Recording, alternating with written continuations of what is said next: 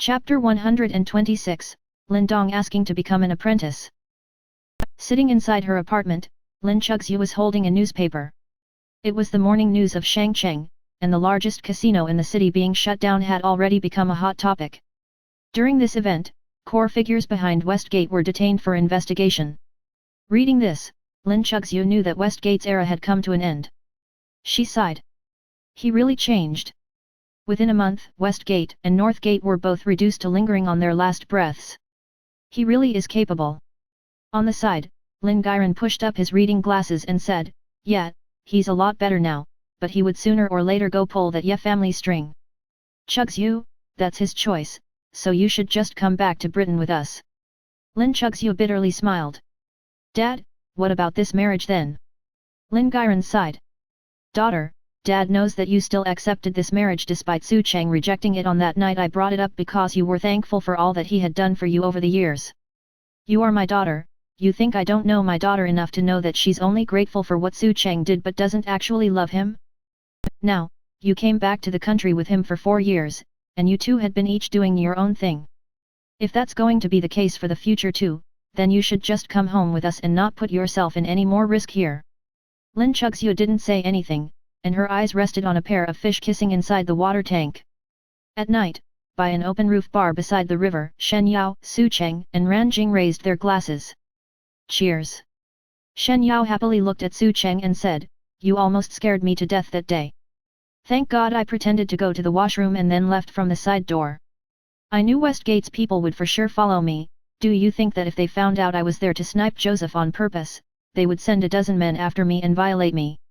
Su Cheng looked at her like he was looking at an alien and said, "You really like to be violated that much? Go away." Shen Yao retorted, but then she began laughing out loud. "Woohoo, we got tons of money." Ran Jing sipped on her beer and asked her, "How much did you guys win?" Shen Yao said satisfyingly, "Almost 3 billion. Ran Jing's eyes opened up wide. "What?" Su Cheng smiled as he poured her another glass. "Almost that much. If we don't win that much, Joseph wouldn't have been angry enough to stir up the storm." Ran Jing still had no clue about Su Cheng's operation. "How much did you guys really go in with?" "Su Cheng, to snipe their money laundering operation, I prepared 1.5 billion yuan for Shen Yao to gamble with." Ran Jing looked at Shen Yao, then looked at Su Cheng as she mockingly asked, "You were not scared that this girl's brain would cause you to lose all that money? You really do have a big heart." Shen Yao immediately glared at Ran Jing. "Hey, what do you mean? What about my brain? I have a really good brain. I've kept my innocence like a nun in a profession like mine. Isn't that enough to prove that I have a good brain?" Ran Jing laughed. "But for real though, how did you guys win that much money? Logically speaking, those clients that were there to launder money probably had help from the casino." "You asked the right question." Shen Yao coughed, and she looked extremely proud of herself. "Have you seen those gambling god movies? I was competing with Joseph on all fronts, whether it was intelligence or courage.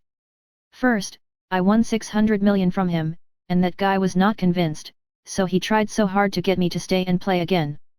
I had no choice but to teach him how to gamble, especially that last round. Guess what hand he got? A straight flush. But as for me, I wasn't nervous at all and had everything under control. I controlled my expressions just right to lure him to raise all the way until the end.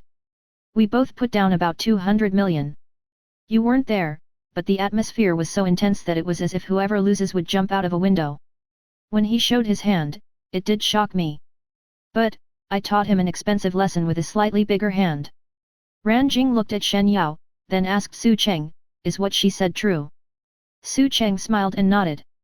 "Yeah, she almost exposed her hand a few times because she couldn't control her expressions." Shen Yao lightly punched Su Cheng's chest and argued, "My acting skills are better than you. If you were in my shoes, you wouldn't be as calm as me for sure." "Yeah, you were very calm." Su Cheng couldn't help but remind her, who suddenly screamed after winning the first round? And who went for another scream that almost broke my eardrums after the last round? Shen Yao immediately glared at him. "Just shut up." Ran Jing also smiled and added, "I don't believe Shen Yao would really go gamble with a couple billion." "Su Cheng, did you do some preparations beforehand?" Shen Yao looked at Su Cheng and asked curiously as well. "Yeah, I also wanted to ask, how did you know their hands? It seems like you could accurately guess their hand every round. Su Cheng couldn't tell them his secret, so he could only say, the dealer was my guy. Didn't you notice that he didn't help Joseph during critical moments? Shen Yao actually bought it too, and Ran Jing wasn't there, so she didn't see how Su Cheng terrifying controlled everything through thin air. But, she was very curious about the whole planning process, and she suddenly asked, then can you tell me your whole plan now? When I saw your action plan earlier at the HQ, I was tempted to pretend to not know you. Su Cheng smiled, and he straightened out his logic and began talking. The breakthrough started from my insider getting me the intel that Westgate was going to launder money. So, I seized this opportunity and planned the whole thing. I told Shen Yao to snipe Joseph and cause him to lose enough money to stir up trouble. He would for sure get into contact with the source of the money behind the deal, and I already bugged his phone and eavesdropped the call, getting my eyes on a guy called Chongqing. Just as rumored, there were really 4 bosses behind Westgate running the show, and Chongqing was their head. The 3 old men caught at the port were the other 3. The 3 of them chatted, and at that moment, a waiter came over with a huge plate of seafood, placed it on the table, and then said, Sir, the guest over there wanted to treat you. Su Cheng curiously looked over and saw the blonde teen from before. Lin Dong. That little brat was smiling and waving from the other table. Brother Cheng.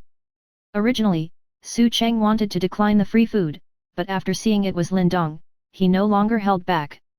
He just turned around and said to the other 2 girls, no worries, just eat up. Then, he took a big bite as well. Lin Dong immediately came over, and being very serious, he made the fist-to-palm gesture and said, since you accepted my treat, then master, please accept me as your apprentice. Su Cheng almost choked on the meat.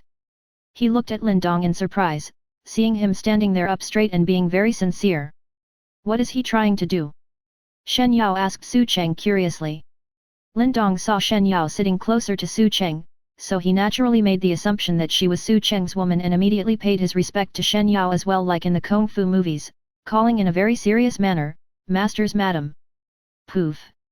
Ran Jing directly sprayed out the beer inside her mouth. Lin Dong thought he did something wrong, and he immediately paid the palm-to-fist respect towards Ran Jing and said, this is also the Master's madam?